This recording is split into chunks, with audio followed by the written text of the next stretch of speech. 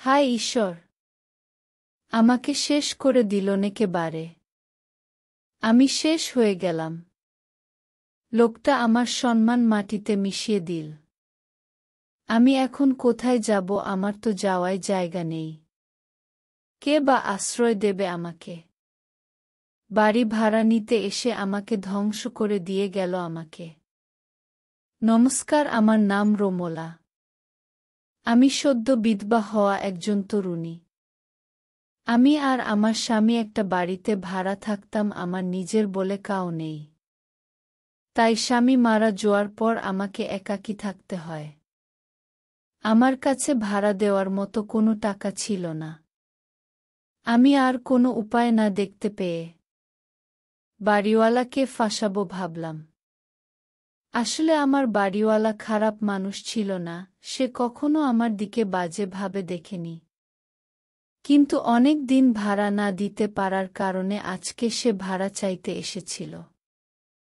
আমার কাছে তাকে দেওয়ার জন্য কোনো টাকা ছিল না।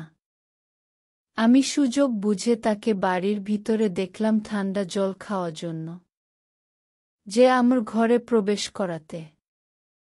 আমি পুরো বিছানা এলোমেলো করে নিজের চুল খুলে দিয়ে কাপড় জামা ছিঁড়ে ফেললাম। এর সজোরে চেঁচাতে লাগলাম। আমার বাড়িওয়ালা এইসব ঘুণাক্ষরেও টিপায়নি। সে হতভম্ব হয়ে দেখতে লাগল। এইদিকে আমার চেঁচামেচিতে লোকজন জড়ো হয়ে গেল। এবার আমার নাটক দেখে সে ভয় পেয়ে গেল।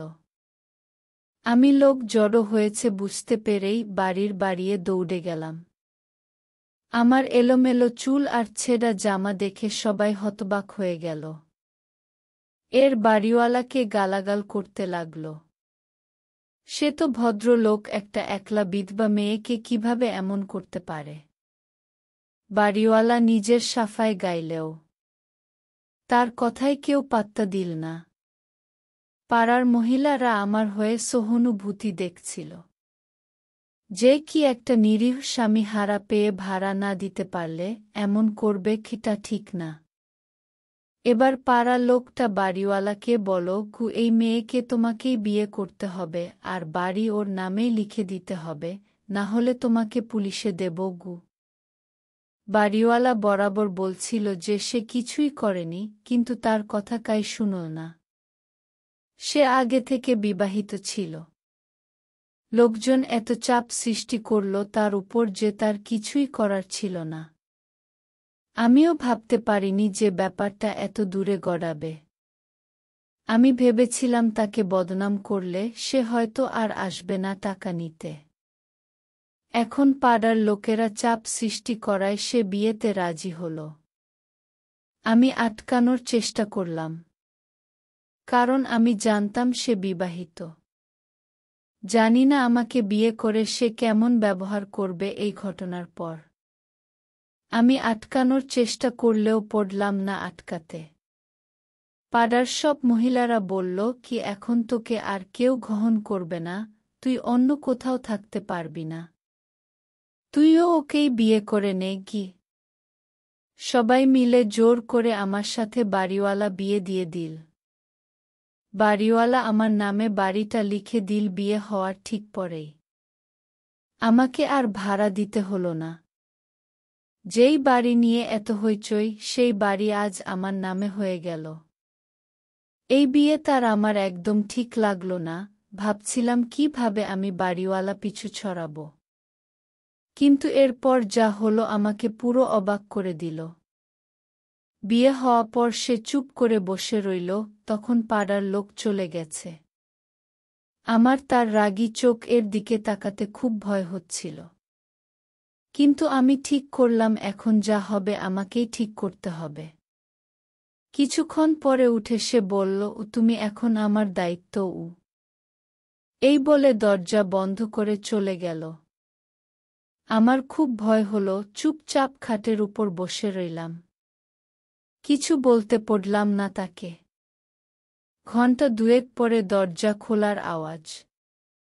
এক অপরূপ সুন্দর মেয়ে আমার ঘরে ঢুকল। বুঝালাম সেটা বাড়িওয়ালা বউ।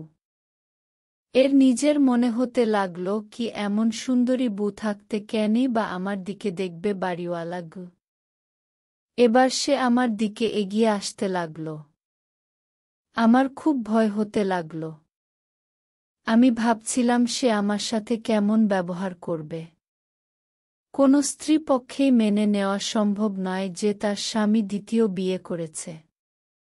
কিভাবে তার দ্বিতীয় বিয়ে হয়েছে সে এতক্ষণে জেনেও গিয়েছে হয়তো। আমি তার কাছে ভালো ব্যবহার আশা করিনি। আমি বাড়িওয়ালাকে মিথ্যা ফাঁসিয়ে বিয়ে করেছি। আমার মনে হলো সে আমার থেকে বদলা নেবে। জানি না তার স্বামীকে ফাঁসিয়েছি শুনো সে কি করবে আমার সাথে। সে বারবার আমার দিকে দেখছিল। কিছুক্ষণ আমাকে দেখার পর সে আমাকে দেখে হাসল। আমার সামনে এসে আমার চইজে থাকা চুলগুলো কানের পিছনে করে দিল। এর বল তুমি খুব সুন্দর দেখতে। তুমি কেমন বউ যে বিয়ের দিনে সাজগোজ করিনি। তার কথা শুনে আমি অবাক হয়ে গেলাম। তার কথায়তে কোনো ব্যঙ্গ ভাব ছিল না। আমার গলা এর হাত খালি দেখে সে তার গলার হার আর চুড়ি খুলে পরিয়ে দিল। আমি তার এই ব্যবহারে সত্যি অবাক হয়ে গেছিল। আমার উপর তার রাগ হওয়া উচিত ছিল কিন্তু তার কিছুই হল না। উল্টে তার কথায় ছিল ভালোবাসার ছোঁয়া। তার এই ব্যবহারে অনেক ভয় কমিয়ে দিল আমার। আমি তার কাছে হাত জোট করে ক্ষমা চাইছিলাম। যে আমি যা করেছিল ভুল করেছি, গরিবী আমাকে এমন করিয়েছে। আমার বাড়িওয়ালাকে খুব ভয় করছে বলে জানালাম তাকে। সে বলল সে ভালো মানুষ তোমাকে কিছু বলবে না। এই বরে সে বেরিয়ে গেল ঘরে থেকে। কিছুক্ষণ পরে সে আমার জন্য খাওয়ার নিয়ে এলো। সত্যি অনেক খিদে পেয়েছিল আমার। আমি খেয়ে নিলাম। এবার খেয়ে আমি শুয়ে পড়লাম। শুয়ে আমার কিছুতেই ঘুম আসল না। শেষে ঘুমিয়ে বাজে স্বপ্ন দেখছিলাম। ঘুম ভাঙতেই আমি দৌড়ে বার হলাম, গিয়ে বাড়িওয়ালাকে জড়িয়ে ধরলাম। সে আমাকে শান্ত করে ঘরে নিয়ে এলো গো। আমি তার কাছেও ক্ষমা চাইলাম। এর বললাম সে যদি চায় আমাকে ছেড়ে দিতে পারে। কিন্তু সে হাসি মুখে বলল তুমি আমার বউ, এখন তোমার সব দায়িত্ব আমার। আমার এই কথা শুনে চলে জল এলো। এবার সে বলতে শুরু করল তার প্রথম বউয়ের কথা। সে বলল আমি আর সবিতা দেখে শুনে বিয়ে করেছিলাম। আমাদের সংসার খুব সুখে কাটছিল। কিছুদিন এর মধ্যেই সবিতা গর্ভবতী হল। আমার খুব খুশি ছিলাম। কিন্তু এই সুখের মাঝে দুঃখ চলে এলো। আমরা আমাদের সন্তানকে হারিয়ে ফেললাম। সবিতা খুব ভেঙে পড়ে। আমার দ্বিতীয়বার চেষ্টা করাতে একই ফল হয়। ডাক্তার বলল তার কঠিন রোগ আছে। আমি তার চিকিৎসা করতাম। অনেক টাকা দিয়ে জমি জমা সব বিক্রি করে। শুধু থাকার মধ্যে এই বাড়িটা ছিল যা তোমার নামে করে দিলাম আমি। তাই সেদিন টাকা আনতে এসেছিলাম তোমার কাছে। এই বলে সে কেঁদে ফেলল আমার সামনে। আমি নিজে তাকে কাছে টেনে নিলাম। এর বললাম এবার থেকে তোমাদের দায়িত্ব আমার। আমরা তিনজন মিলে খুব সুখে থাকতাম।